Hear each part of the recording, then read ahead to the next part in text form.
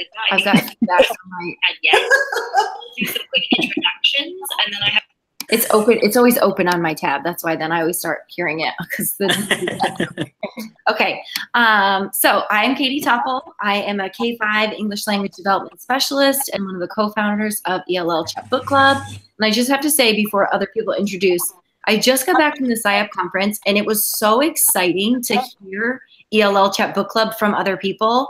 And Deborah Short, who I had just met, was doing her speech in front of everyone. And she's like, she said something about community and she goes, and Katie's book club. And I was like, that's insane. And presentations from Virtuelle were brought up multiple times.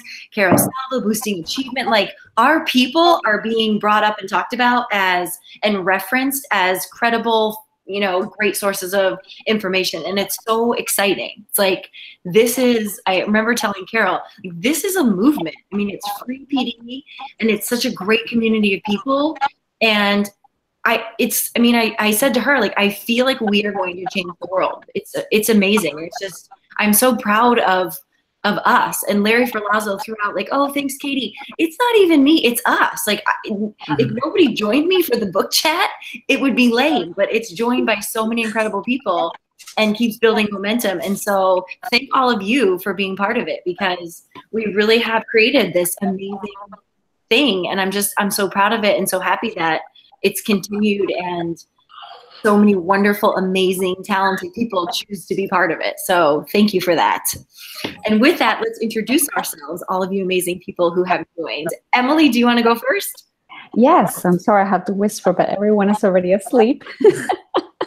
So I'm Emily Francis. I'm an ESL teacher here in Concord. I've taught ESL in elementary for 5-6 years, and I'm moving on to the high school for the next 4 years. So I'm super excited. Congratulations on that new job. So, yes, I'm looking forward to. There's quite a few newcomers I'm going to be working with, so I'm excited.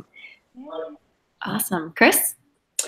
Chris Tennyson, Murfreesboro, Tennessee. I'm an ESL coach and an adjunct professor, and I'll be going into my 19th year as an educator. Nice. Now, tell me how to pronounce your name. Is it Hulwin? No. I butchered it. No, I never get it right. I've had 50 years. It's like Darwin, but with a H, so Harwin. Halwin. Okay, Halwin. I'm a little bit different from the rest of you. I quit my job, studied TESOL, so I'm still being a student at this ripe old age and learning a lot on a very steep learning curve. But yeah, it's pretty cool. What do you call it? The postie just came.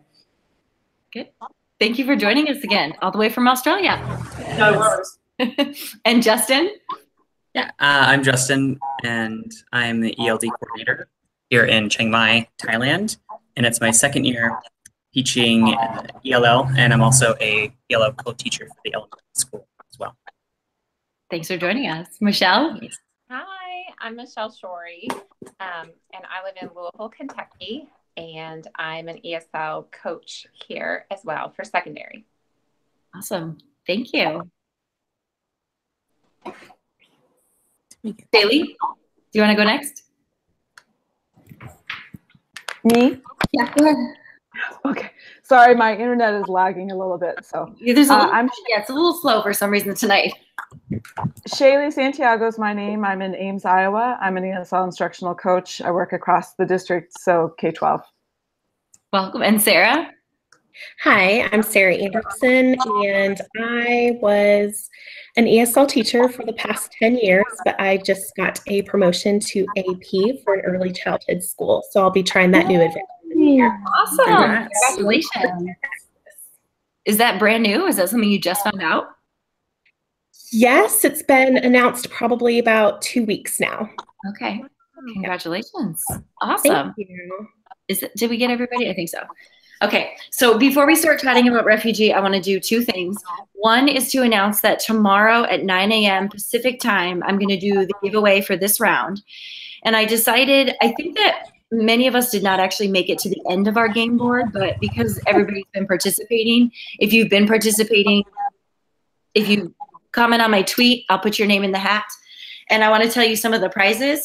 Judy Haynes was generous enough to contribute 3 copies of her book. Oh, wow. So 3 Amazing. people will win this book.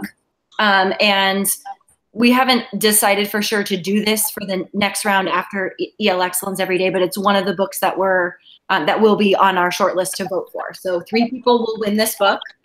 And then I've got 2 kind of, what teacher doesn't like school supplies, some highlighters and a nice little journal that says, let the adventure begin, just a plain page journal, but a great way to keep track of your reading or your notes, and then highlighters to go with. This is a cool brand I came across at Target, and it says, anytime you buy, this company UB gives back to a classroom in need. So it says buying these highlighters donates to a classroom in need. So I thought that was a cool company. And then 1 lucky winner will win the ELL Chapbook Club. I love it. Swag. I So love it. that one has my name written all over it, just FYI. I was wondering about buying them, and that is something that Justin, Carlota, and I were talking about. Emily Ahmed is the generous creator of Valentina did the artwork, and Emily made this shirt. She made one for me and one for Valentina, and she's not interested in mass producing them at this time. So with Valentina's permission to use her artwork, we'll try to find some avenue to get them printed and be available for purchase. Nice. So how many are you thinking of? What's that? How many do you think it would be? I don't know. You have an idea for? I would be up for doing it. I make t-shirts. You do? Awesome. I do. Okay. If they're willing to share the file with me, I'll go ahead. If people just want to send me their sizes and stuff, I can get it done. Okay. One of the things that we're thinking is marking it up a little bit in order to start collecting a little pot of ELL Chapbook Club funds in order to pay for the shipping of the prizes when people win. Sometimes the publishers ship directly, but sometimes that doesn't happen. So then it's out of pocket for me. So with that, it would be kind of nice to be able to have just a little pot. Then we were thinking really big, like, ooh, what if we got donations and we could sponsor people to go to conferences? But I think that's we have to almost, there's a lot of legalities. I love that. But you never know. Yeah. And then the other thing, and the other, apologies, but we're only going to be able to ship within the US because just international shipping incurs such a big cost. So yeah, for our international friends, I love that you participate, and I'm sorry about not being eligible for prizes, but we still love you. I have family coming in and out of Thailand from the States too, so I can make something. Wait, if you have a U.S. address, then by all means put your name in, and we can ship. Yeah, that would be awesome if they could eventually get it to you. Perfect. And speaking of Justin, the other thing I want to do is give a shout out to Justin because he just published his first blog post and tweeted it out, and I read it. I thought it was fabulous. He had a really good response to it, and immediately someone asked him to write a post for, I don't remember what the organization was, but somebody else asked him to write a post. So do you want to give us your blog address and Sure. So I'll type it in here. It's a whole website, but there's a blog portion of it. And this summer I've been spending a lot of time learning Thai, being in Thailand, and I'm just thinking of how all of these language strategies that I've been learning through the ELL Chapbook Club and the ELL Chat on Twitter, and just this fantastic PLN that we're a part of, and how those apply to my own language learning experience. So that inspired me to write a bit about my experiences. And I'm also starting co-teaching next year as well. So I really want to take time to reflect and kind of chronicle that via blog format. So I'm really excited to get it started. Thank you guys. Awesome. Congrats. And we look forward to reading more from you. Yes. I like to post at least once a week. I used to blog, and since having children, I have not. But Chris and I were saying I want to get back into it, and Chris is too, right? Yes. So when she's ready, she'll share. Justin was very inspiring. When I read his, I was like, I wrote something, but I haven't published it yet. And I thought, if he can do it, I can do it. He's so brave. Yes, and that's what you guys. You really are. It is brave because you put yourself out there. So I was really impressed. I was so nervous, but you guys all inspired me. I'm just seeing all this amazing work that everybody in the PLN is doing, and it's like, you know what? I have ideas to share, and I really want to just put it out there. And that it's a big step. So awesome! Send it out to us.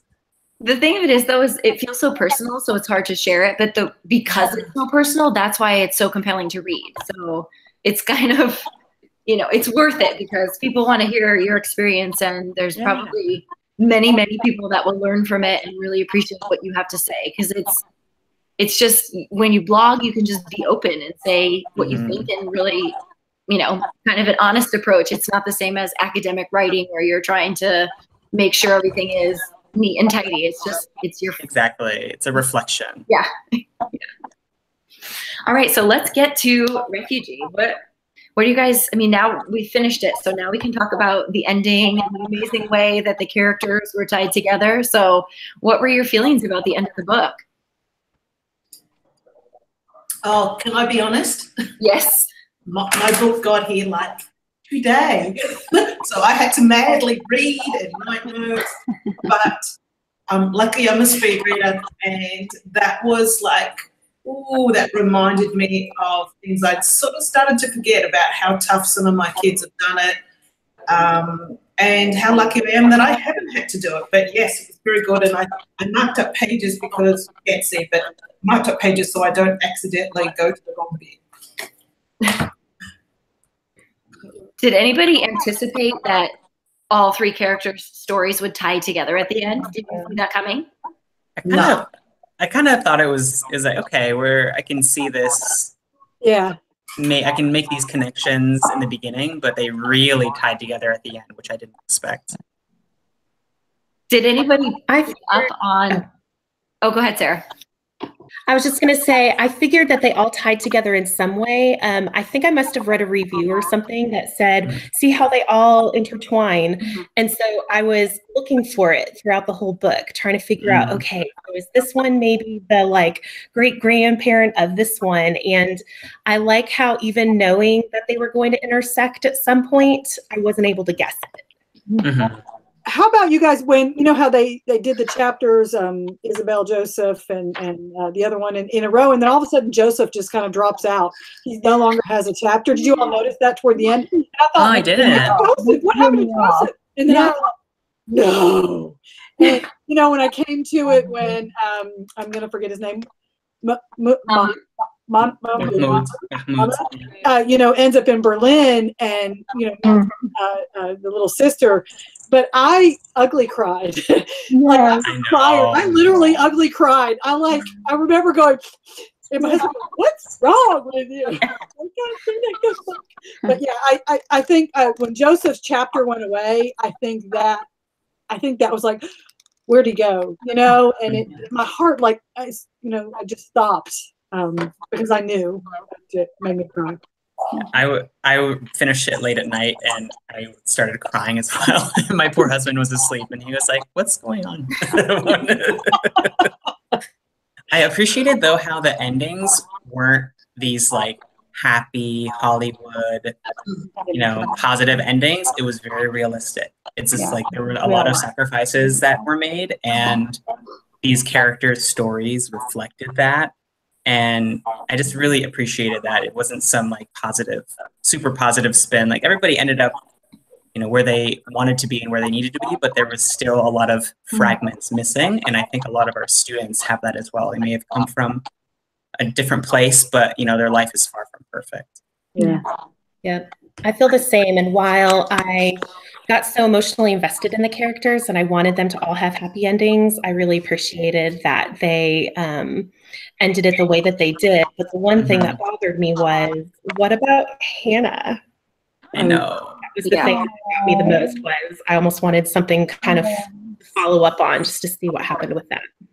Yeah, I felt the same way. I was hoping for something, but I mean, that's the reality of it, is it's not always a happy ending. If the author chose to make it a happy ending for everyone. That's not necessarily a realistic depiction of refugee experiences. So there has to be that heartbreak for some characters. Yeah, and it's a good novel. It leaves you wanting more, and so this book definitely left us. And we could discuss that with children, and we could write our own endings, but it left us wanting more. Yeah. Mhm. Maybe And I mean, it's gonna write a second one. Who knows? And it was very real because when I worked in Kuwait, some of my parents and their children I taught were from Syria, and they were in Kuwait, but they had no option to go back, and their business was there, their lives were there. You know, they've had family just disappear, and they don't know where they are. It's been like 7 or 8 years, and they've just vanished off of the earth.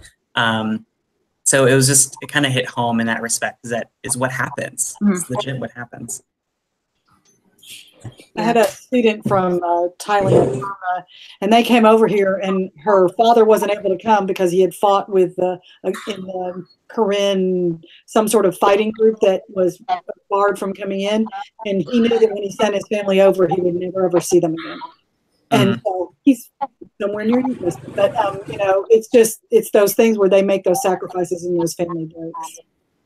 Well, and like sometimes with Lito, like he made the choice to separate at the end, and because he did that, the rest of his family and the companions he was traveling with were able to die because the Coast Guard came after him.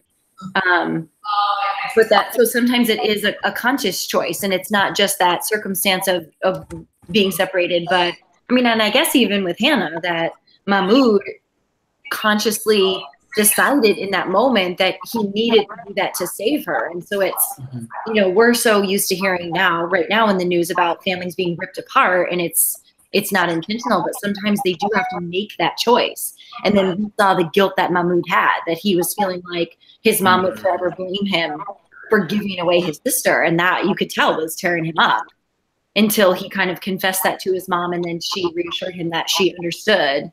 But obviously the way she continued searching for her, you know, that's something that changes her forever. Even if she does recognize, like, she recognizes why he did it, and she says she's not upset, she lost her daughter, and that's terrible.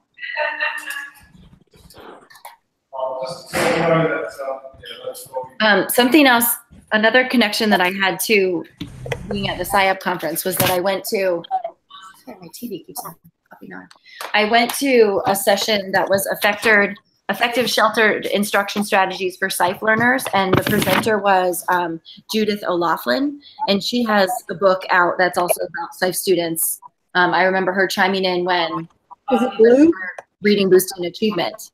And she gave 2 scenarios of students and kind of gave their little bios. And then as an activity, she had us talk about what types of socialization issues those children would have, but also what type of academic support they would need, and then what type of non-academic support the family would need. And it really reminded me of talking about these characters and how we've reflected on what happens when these students show up in our classrooms and how we would support them. And I feel like we have never necessarily touched on the social aspect. We always think of it from the teacher perspective of, well, what would I do in the classroom? But we don't necessarily consider how those students would get along just making friends. Sorry, I'm trying to turn my TV off. It's like my husband left it on and it's not working. It's not pausing. I guess I'll just turn it down.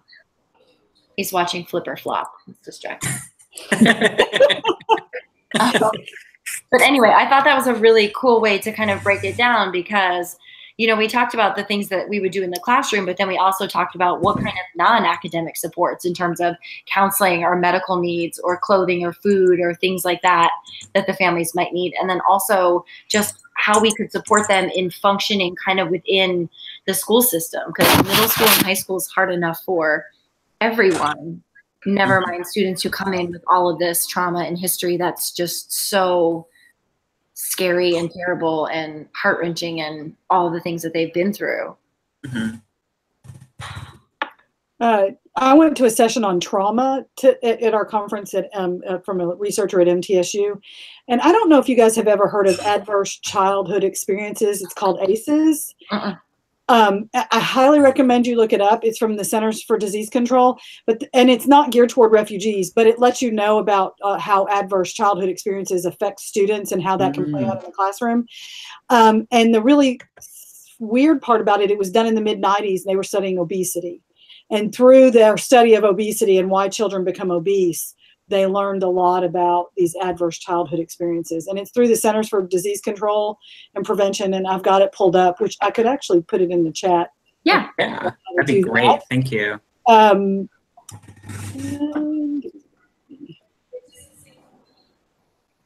It's not gonna let me. Oh, it did. Did it come up? There it is. Okay. Yeah. Thank you. And so that's just the link that I searched and found real quick. But I think this would go along really well with the trauma book that but I think that this book shows the trauma that happens to them, and that's a part of our piece of what we're not necessarily addressing. Like how do we address that in our classrooms? And I think that more research. It'd be a good dissertation topic for those of you that don't have your doctorate yet. Yeah, but it's also, we've talked about how counselors may not have the training and teachers may not have the training. You know, if the average teacher has minimal coursework to address the needs of ELLs in general, they're certainly not getting coursework that's helping them address the needs of refugees and SLIFE students, because that's kind of another specialized subset of ELL. So it's like, who is creating these teacher ed programs and keeping them the way that they are versus updating them and making them relevant to what teachers really need? I mean, in my opinion, every single teacher needs to go through a comprehensive program of courses to train them to teach ELLs. I mean, even we were shown a map. Let me see if I have it. A map from one of the presenters at SIOP, and it was color coded about kind of the prominence of ELLs across different states. And I grew up in Connecticut in an entirely white environment, and Connecticut is listed as having 30,000 to about 70,000 ELLs in the state. Like, that's a surprise to me, but there's pretty much, I mean, they're everywhere, and we need to serve them because they deserve it. And so it's nice to see that reflected in the way teachers are prepared to teach. Well, I had a discussion once with the director of education, or the College of Education dean at MTSU, and I said, why don't you all offer, because the private school that I teach for offers at least one class for pre-service teachers. And she goes, well, the state does a requirement, and there's too many requirements for us to put in, and so we're not going to put that in because there's no requirement for it. And I thought, why can't we be more forward thinking and understand that because MTSU serves the community I live in, and we've probably gained, we've gone from 16 teachers in the last 20 years to over 100 this year. So, I don't know what the ELL population is, but we're over 3,000 students. And so, but they're not preparing their undergraduate teachers to come out with any skills to do. You see what I'm saying? Maybe a little lecture there, but no real class.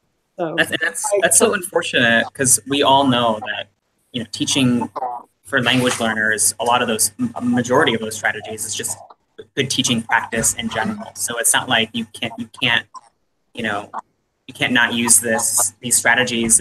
You have to use it in this isolated situation. You can use it in any teaching practice or in any classroom. So it's unfortunate that forward thinking seems to be lacking. And in an international school, we don't have districts necessarily. Our school is like a district.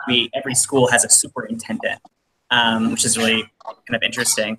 But we're trying to do as much as we can to make change within, and then hopefully that change in our one school then branches out into other schools in the area. Because once you kind of delve into the whole policy making and requirements, like that's a whole battle that I don't even know how to tackle. Can I add to that too, that you know, every strategy I have learned so far has applied to students with dysphasia, dysgraphia, all this. That population is growing, and I know in Australia, immigrants is not getting smaller, but students with literally no functional literacy of any language, not even say they come from China, they don't have Chinese, that is growing. So not like the need is getting less, the need is getting more. So so Christine, I think, was about forward thinking. This is not just forward thinking, this is now thinking. I'm amazed that we're going to it. Good point. It's a really good point. It is all happening as really. Yeah. Oh, sorry, go ahead.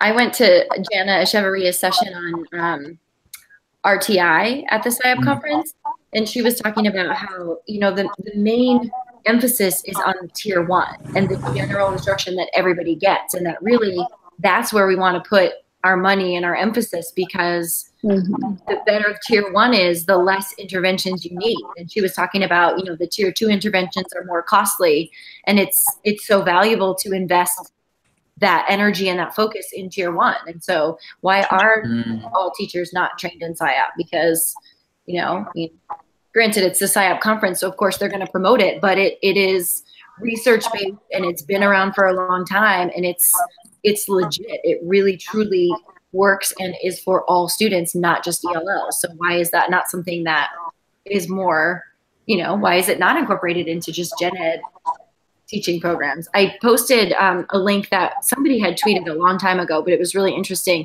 It shows all the 50 states in the U.S. and about whether or not they have requirements for pre-service teachers to get training about teaching ELLs.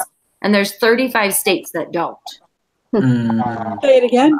There's 35 states in the U.S. that don't require any ELL training for their teacher certification.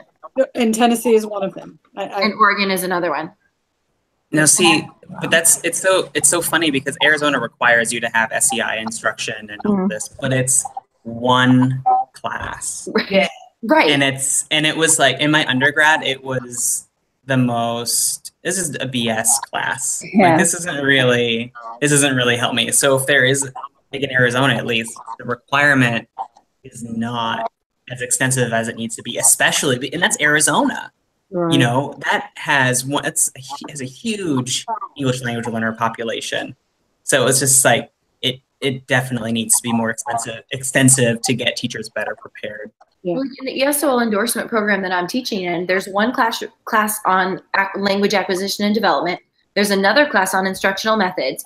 There's another class on family involvement.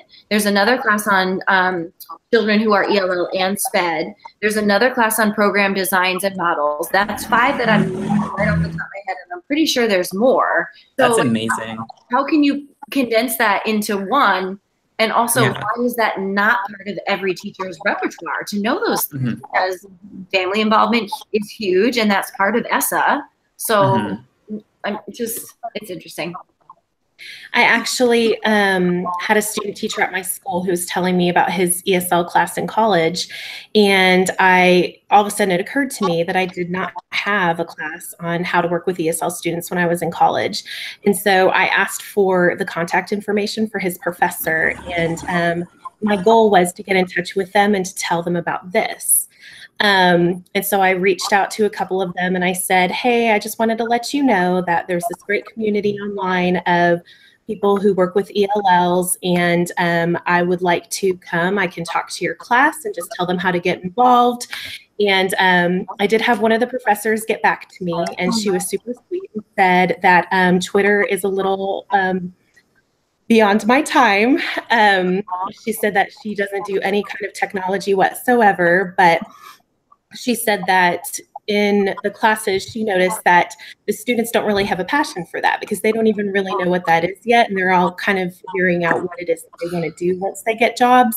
But what I heard was, no, but thank you. And so I told her, well, if you come across anybody who has a passion for it, here's my email, tell them to contact me and I'll get them plugged in. But I would have loved the opportunity just to go in there and kind of get them excited about it so that they could go and seek jobs like this. That's awesome. I should do that at Portland State. Thank you for reaching out. That's a really good idea. I have this, like, I feel this community is so amazing, but yet I picture that if I were to say it to them, they would think I was crazy talking about Twitter.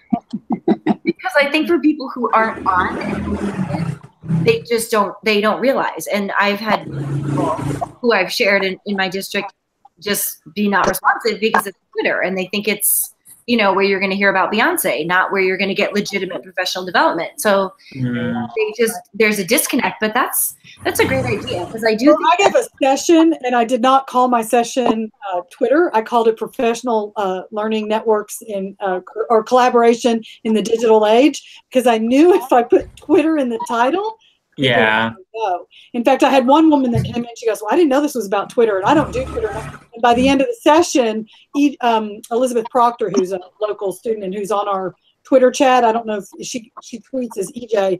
He was also in that session. And by the end of the session, we had this other lady convinced to not only sign up, but to start seeking out ELL chat and ELL chat. Yes.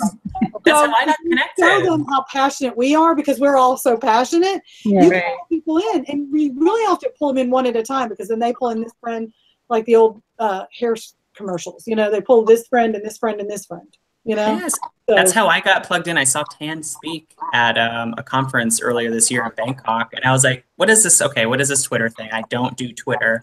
I need to try it out." And and here I am, and it's great.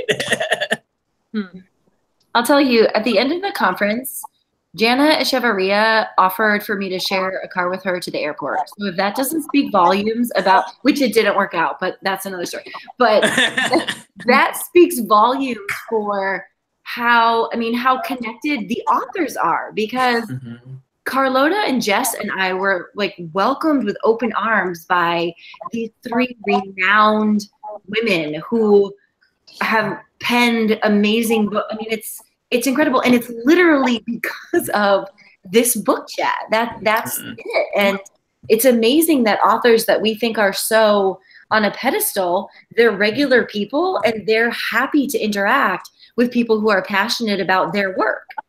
And it's awesome. But Laura, who's Tanya Ward Singer? She tweets to us all the time, especially when we mention her book. But she's always commenting on our tweets, and Diane, Andrea too. Yeah. And so it's amazing that they're still interacting with us. And but I really think we should consider doing the sign-up book. I suggested that because I mean I wasn't there, but I watched all y'all's thinking, and so I think that us revisiting something like that would be great and powerful. The interesting thing too is, I mean, there's a wall of SciUp books at the conference, and they have SciUp for science, SciUp for social studies, SciUp for elementary, SciUp for math, SciUp for pre-K through kindergarten. For RTI. Ideas. There's so many different ones, but yet they all are based around these 8 main concepts. And so you could almost really do a super differentiated book club where each person chooses which SciUp book really meets their need. And then we still have this basis to discuss because there's these 8 SciUp principles. That'd be great to jigsaw that and to share how experiences differ and relate to one another. That's an awesome. Yeah. And I even left the conference wanting to sign up for the SciUp Institute, because they do ones on location where you go for 2 days, but they also do a virtual one, and it lasts 4 weeks. And there's one that's starting August 4th, and it goes through August 4th. I think it's like beginning of August through September 4th.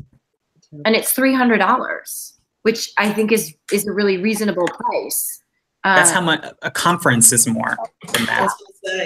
So I may do that just because I feel like now that I've been, I'm hooked even more, and I want to be able to feel like I've been trained by the authors, not just one author is the one who facilitates, and there's a few live sessions where you interact with your little group.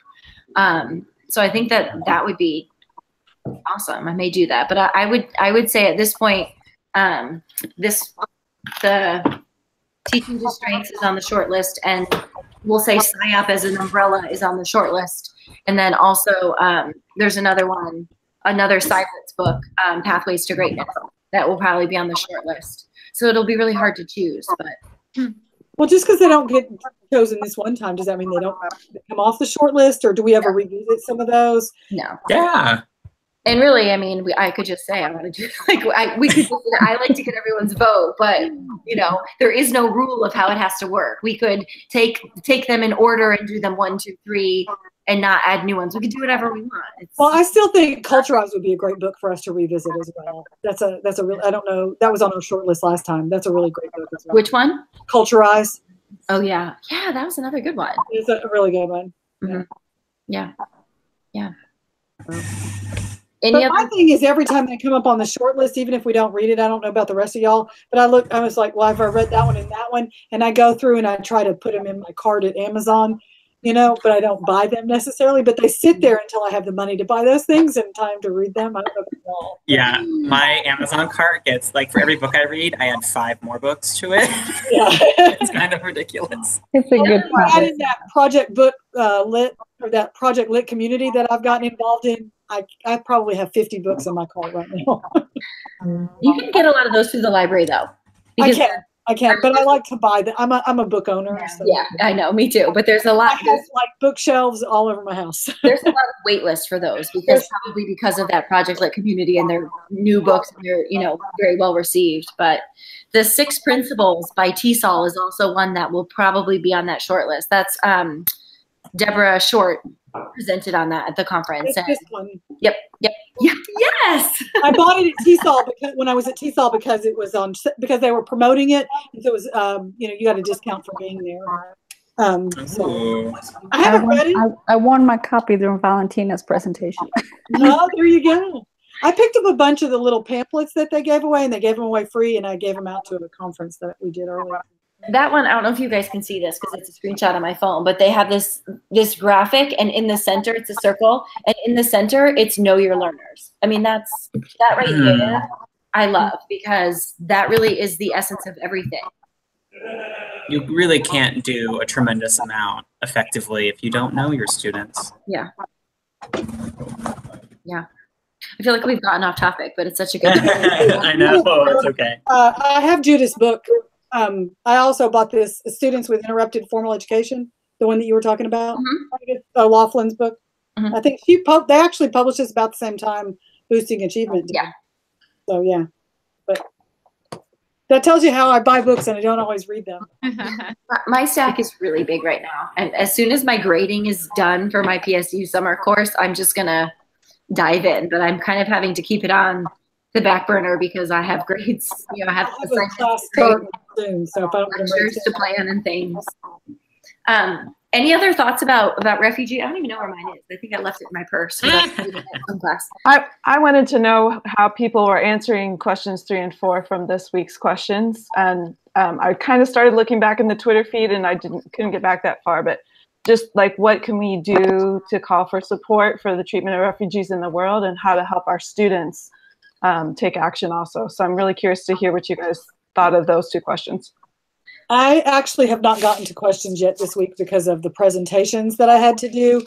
But repeat that question one more time. Question 3, basically the question is, after reading the novel, how can we support the call for fair treatment of refugees in the world? And then question 4 is about helping our students to take action, thinking outside of the box.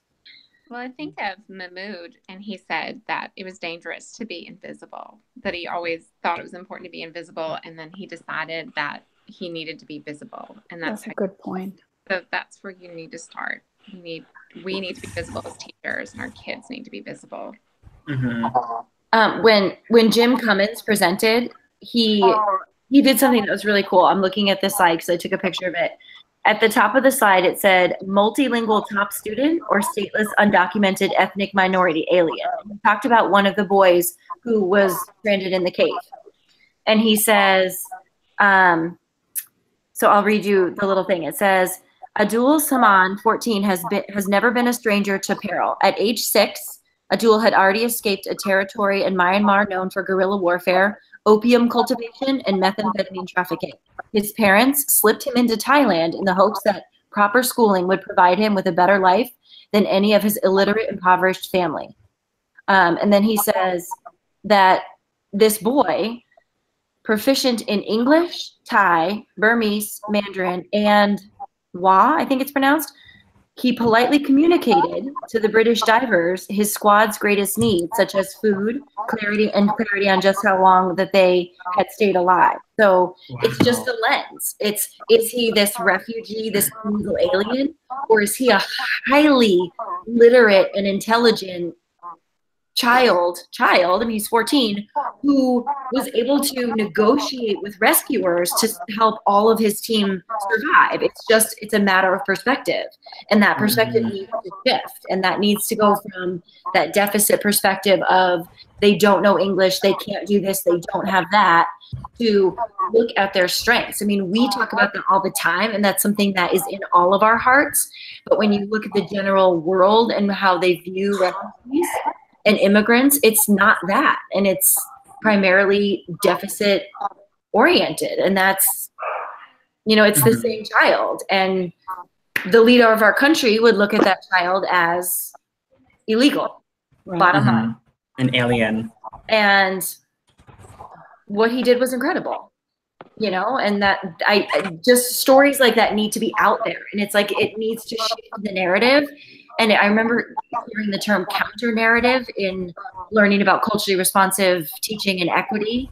And it's like, you need to have that counter narrative, and it needs to be really strong examples of all of these amazingly talented people who do have a lot of assets, and painting that picture instead of painting the picture of, illegal and unwanted and trying to cheat the law and steal our resources and things like that, because that's just bringing in gangs and drugs. Yeah, that's not the narrative that we need. So I want to share about the NIC, which is the National Immigrant Integration Conference. I went in Nashville a couple of years ago, and it's basically a bunch of nonprofits that advocate for English learners, and it also has educators in it. And I shared that link out with you all. They have a lot of resources on that page on ways that immigrant children can get involved and the way we can get involved.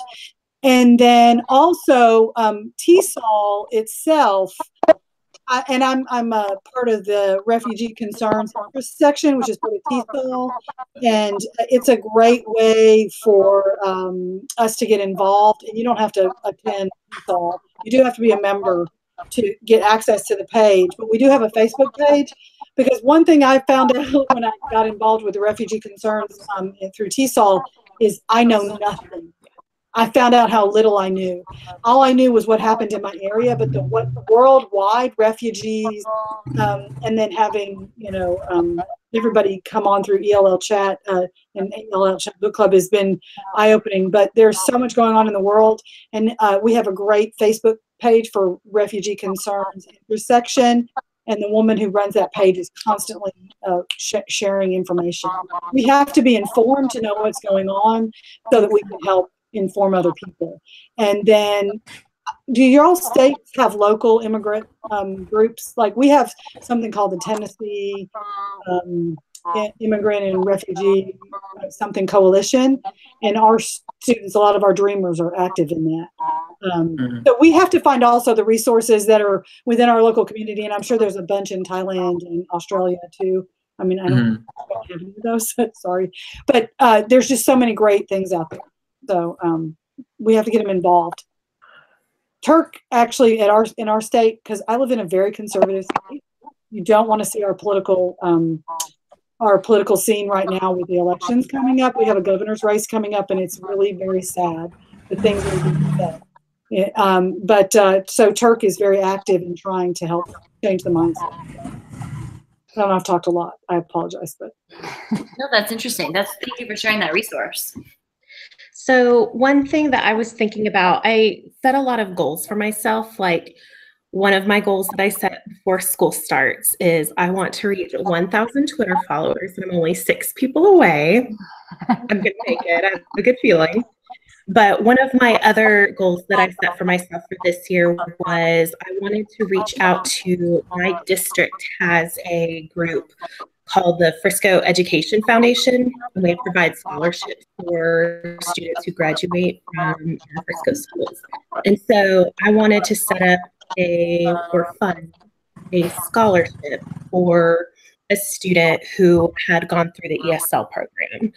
And so I don't know if that's something that they'll be able to do, but I figured, I could give $300 for the future of one of these students who's kind of come from these situations. I don't know if they'd be able to get it as specific as, awarding it to somebody who was a newcomer, but that would be great too. But I just thought that's something small that I could do that might have a bigger impact down the road. Mm-hmm. That's awesome. That is awesome. I'm really touched by that story, Katie, that you brought up about Abdul, because I mean that the whole news of the cave situation has been all around the country. Everybody's been talking about it. Yeah. And I think that's I think the first step to making change is to learning about people's story, listening to people's stories, like Abdul, who I just briefly skimmed over. He's a stateless individual. He has no passport or birth certificate because of where he came from. And just sharing those stories and how that our biases could affect us teaching those children and how we react towards those children, but how many assets that child has. Like, he was the only person able to actually communicate with the people trying to save them. And that really inspired me. I think I want to use or see if I can embed that story into me working with teachers next year in kind of presenting the ESL or ELL program. Because people need to know that story. And I think that's definitely the first step to initiating change, knowing the story and sharing it. Yeah. I'm really sorry. I have to go, guys. I've got another. Colvin. You'll be right. Ciao. Bye. Bye. Thanks for joining. She's going out for a pho, she said. Yeah. Nice. I was thinking something and then I forgot what it was. I can't remember. I don't know. I can't remember.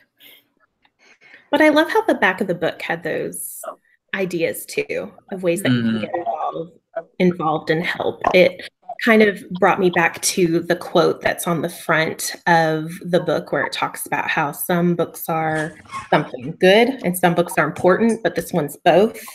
And I think that was really true, where it had all those kind of ideas on ways you can get involved at the end. It made it really important. I think books are such a great way to involve people. I think more teachers, mainstream teachers, should read Refugee. Yes.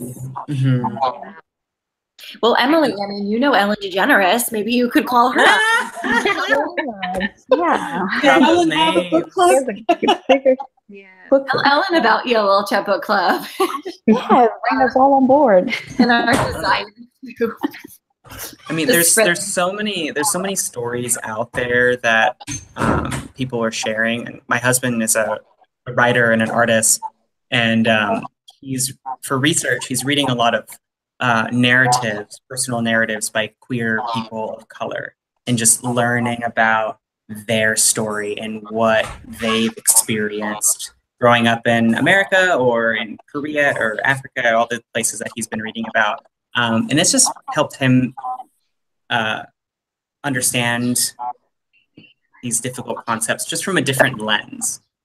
And he's sharing that out through his writing and just educating people. Again, it's just that listening to other people's stories is the first step. Yeah. I remember what I was going to say about their boat. Like, Isabel's family, well, the friends, they constructed a boat that kept them alive for days and days. I mean, if I was given that task, we would drown. I don't believe that I could do that. I mean, it takes a certain, that's what funds of knowledge is, right? That's what, you have these skills that help you to do things. And like, I mean, granted, my father is a white man of privilege, but he didn't go to college. He has a high school education, but he builds houses. So he doesn't have a degree that would give him prestige among certain circles, but he can make a home. Like, that's amazing to me. He can figure it out. He's a firefighter and he's an EMT. And so if he's sitting next to somebody at a restaurant that's having a heart attack, he knows what to do. And if he comes, you know, he's the first responder at a car accident, he knows what to do to help those people. And so that's funds of knowledge. That's what's that about. So he might come to my conference in dirty clothes because he used to dig ditches. And he might, you know, stink after a long day at work and not look like a businessman dad, but he has these funds of knowledge. So that's what we need to think about, all of these families that we work with, is we don't know the depths of their experiences and their knowledge. And if we ask, that just opens so many doors to be able to work more efficiently with the families and with their children.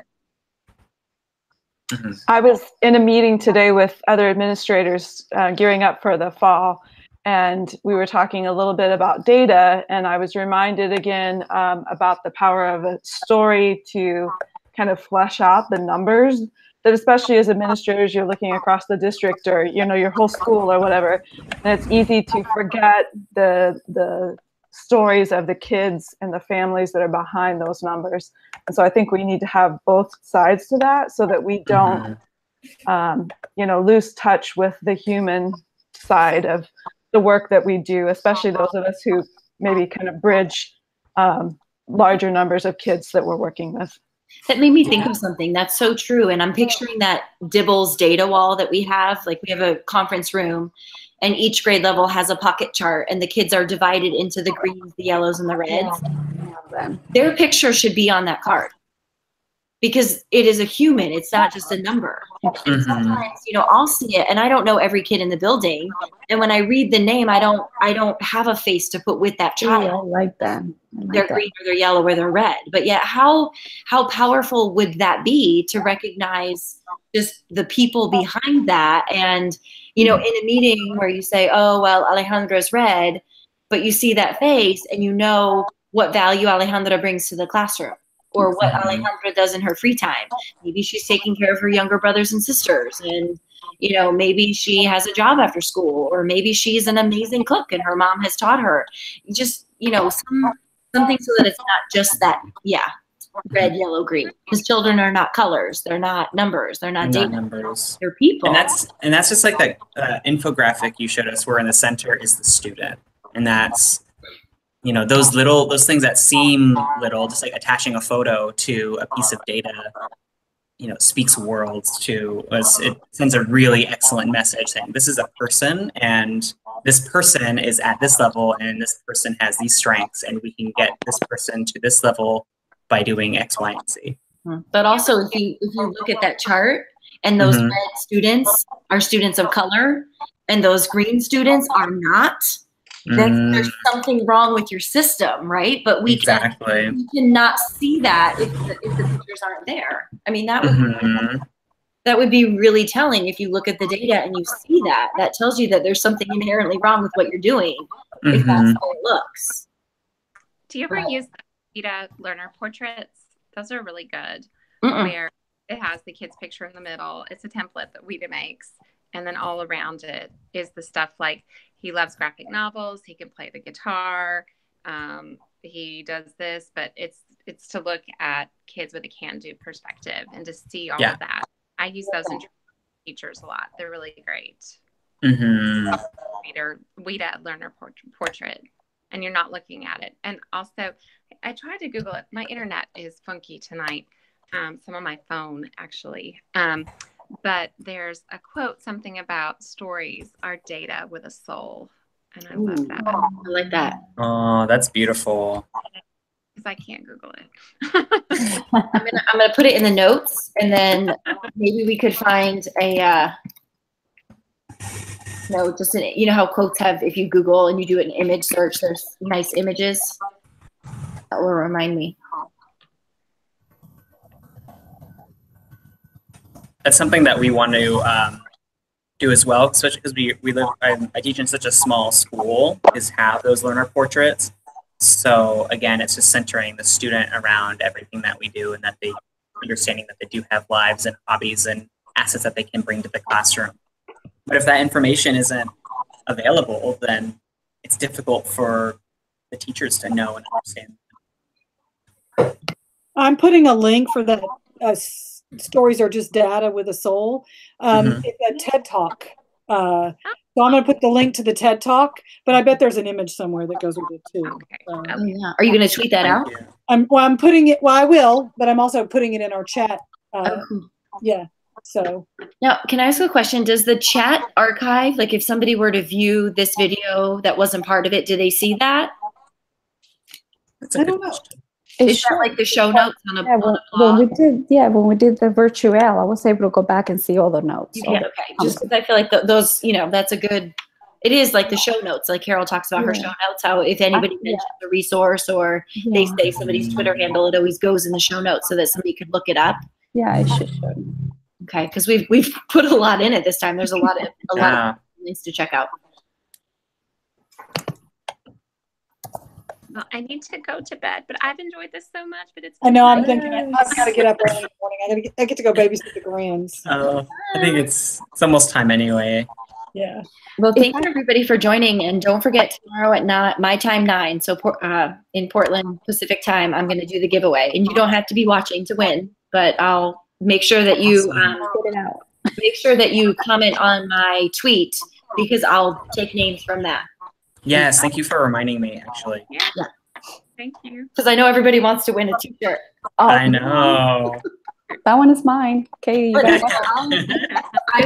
I would love if you can make them. I'll message you and we'll chat about maybe how we could go about that. Because it's Valentina's artwork, so she created it for ELL Chat Book Club, so I don't foresee any difficulty on her end of sharing it. We just need.